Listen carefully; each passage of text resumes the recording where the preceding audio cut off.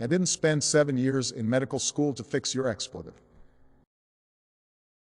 Copied from our /tales from tech support per the recommendation of a Redditor. Working for a manufacturer of things that were not medical related, I got a voicemail from an MD screaming about some piece of hardware. Your stupid device doesn't work and your voicemail box is not configured. This was on my personal voicemail, which is configured. No phone number, no name, no idea where the call originated from. The only thing I was certain of is that we were not in the business of making medical instruments of any kind. A few similar messages landed in my Vmail in the ensuing week, until I finally managed to answer one of these calls. After calming the caller down, I pieced together what was going on. The medical device in question was a bit of office automation. Nothing patient-facing, thank God. The caller described having trouble with this device and calling the phone number on the leaflet that came in the shipping carton with said device. That phone number was misprinted, and thousands of these devices were shipped with a bogus tech support number. The number printed on the paper was one of my 500 office phone numbers, coincidentally in use, with no actual physical phone and no voicemail box. Those few callers that managed to leave me messages simply pounded 0 until my employer's admin assistants. There were 3 sharing call answering duties. Answered. They apparently didn't question why IT support requests were coming in on an outside line. They merely forwarded the call to my number. Until the day I ripped that phone system off the wall, that phone number still had an outgoing message in my malodorous dulcet tone. You've reached not the company you think you called. Please note that we do not make the device for which you are attempting to get support. The company misprinted their documentation and gave you the wrong number. For support on your device, please call Medical Devices Company on the other side of town at number. There was a fun call with their IT department. I decided I should speak tech to tech, rather than try to explain it all to their marketing or quality staff. A few tales from tech support quality anecdotes were shared while we brainstormed the solution on my end, and while she started rattling cages in her own shop. TLDR, forensics exercise in support of irate medical doctors and their office staff, who were calling the wrong number for tech support.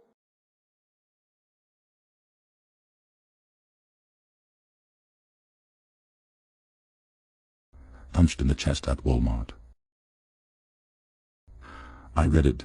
This is normally a subreddit I do not frequent, but lucky me, I have a story, a bit of info before going and that'll make sense later. I am a severe asthmatic and recently I had to begin treatment to clear my airways of gunk. Currently taking medication to help, but it is causing a lot of chest pain on the side and causing a cough. I left home to go to work early in an attempt to see my girlfriend, but found myself out of my work drinks, so a Walmart trip was needed. I got ready and into my work uniform. A light blue shirt with my work logo and job title stitched to the upper left in clear white letters, pants and black shoes. I also had on a dark green sweat jacket on cause cold. I got to Walmart roughly 10 o'clock, put my mask on and hurry to get in and out. I hurry to the drink aisle and start looking for cherry soda. A lady comes up from behind me and grabs my arm and starts to pull. "Oh, I have been looking for one of you assholes for 20 minutes now. Take me to insert electronics section item here." Me, a bit taken aback, slide my arm out of her hand and politely inform I do not work at Walmart. He did not like that and started yelling about me being disrespectful and how I am dressed like I am an employee. I start paying little attention to her and found my drink. I start walking away, but this lady grabs me again and starts yelling louder. "All you little fuck, pay attention to me or you are going to hell. You better help me or I will go to your manager." I roll my eyes and say, "Ma'am, as I said before, I do not work here. Please leave me alone, I am in a hurry." He did not like this. He yells, "Liar." I point at the words stitched on my shirt. He then lets me go, and me thinking that's it, I say, "I would help you find one, but I am in a hurry." I try to leave again, but she gets in front of me and says something that I don't recall. Because next thing I know, she punched my chest hard. Struggling to breathe already, I black out and dropped the original drink. I come to in front of the store and the lady and the store manager arguing with the police already called. The manager noticed I was moving. "Son, can you stay? The police are on the way. Are you okay?" I struggle to answer and just trying to catch my breath. I just look at the manager. Police come, and around that time I am able to talk a bit but get winded just talking.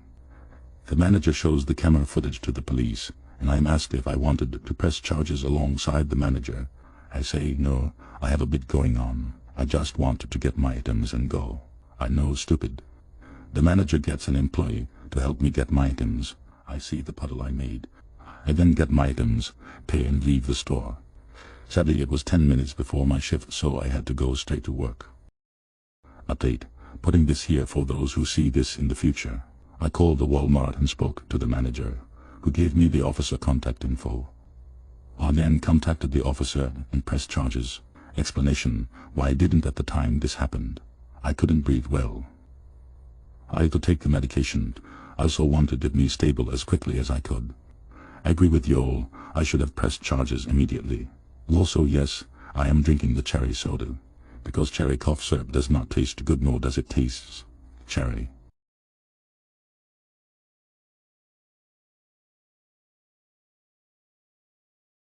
Yes, me neither. I just stole this police car and uniform. Some years ago, one cold winter's night in Warwickshire, England, a group of us had gone out for a pub crawl. During the process of leaving one pub, a member of our group had diverted to use the bathroom, leaving just me and Dave to stand outside in front of the pub briefly. It was cold, and we were both wearing long black coats. A police car pulled up with the driver's window down, 2 cops inside. Police officer, female, mid-20s. Everything all right? How's it looking in there? Dave and I were taken aback, and I looked over my shoulder in case she was addressing someone else, but there was no one else. Oui, I'm sorry, can you say that again? Police officer, is it busy? How many people have you got in tonight? The penny dropped. She thought we were security for the pub. We don't work here, we're just waiting for our friends. Police officer, haha, sure, you're a joker, aren't you? Yes, me neither. I don't work here. I just stole this police car and uniform. Let us stay safe. Call if you need us. See you later. And they drove off.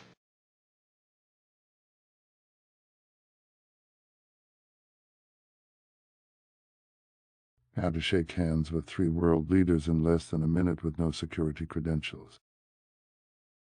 First time posting, even though I'm a grizzled old Reddit veteran of checks watch, 7 hours. Back in '89, Ray Hannichen was sworn in as Canada's new Governor-General, Canadian envoy to the Crown. This was a big deal for me because I was best friends with his son, so my mom and I got invited to the inaugural gala in Ottawa. We were flown in a Gulfstream. I'd never even been on a plane before, and would be staying at Rideau Hall, the GovG's official residence.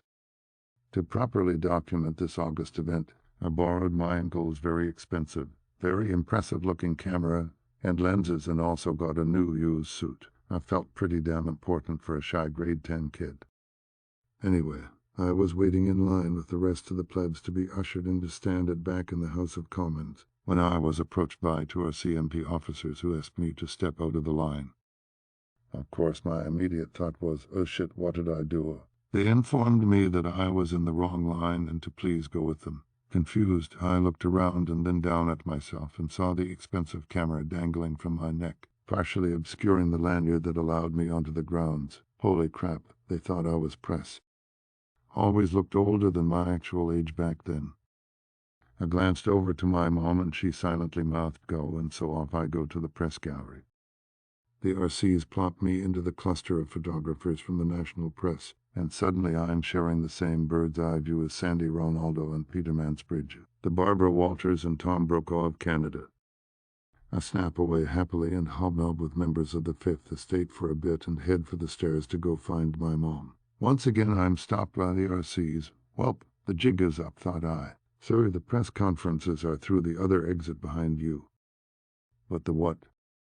Once again I am led into another room I have no business being in, and in the span of 20 minutes I've met Trudeau, Mulroney, Chrétien, Bouchard, Turner, Clark, and a pack of others. These names might not mean much to non-Canadians, but trust me, these were some of the biggest, honchest honchos in Canadian politics for 3 decades. Only ones who knew I didn't belong were Ray himself and Roy Romano, my province's future premier. They just did a double take and thought the whole thing was hilarious. Never ratted me out, classy guys. So there you go. 3 PMs, 1 former, 1 current, and 1 future. All because I didn't own my own camera.